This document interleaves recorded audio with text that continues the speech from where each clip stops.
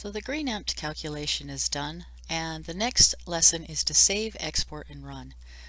So let's say we don't need this data right here.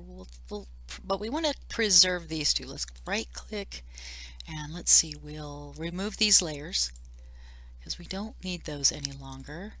And let's see what happens when we click your general save button. Let's see if that commits these two layers to the map. I hope it will. So I'm going to click save project and I'm going to click yes so that we can try to commit. Oh yes, it did. Very good.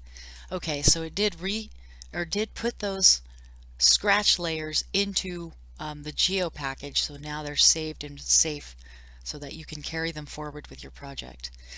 So that's save the project, and the next step will be export and run. So you've seen us exporting data many times, but this time I would like to use what's called a quick run.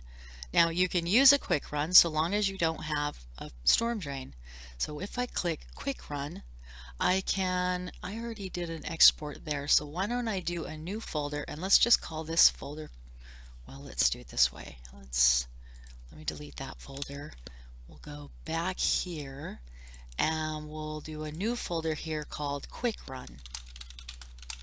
And we'll start our simulation here. So I'm going to select the folder. It will export all of the data, and as soon as the data is finished writing, it'll initiate the simulation.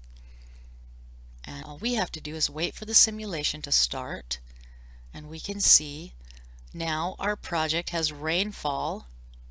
You'll see it in a second, and an inflow hydrograph.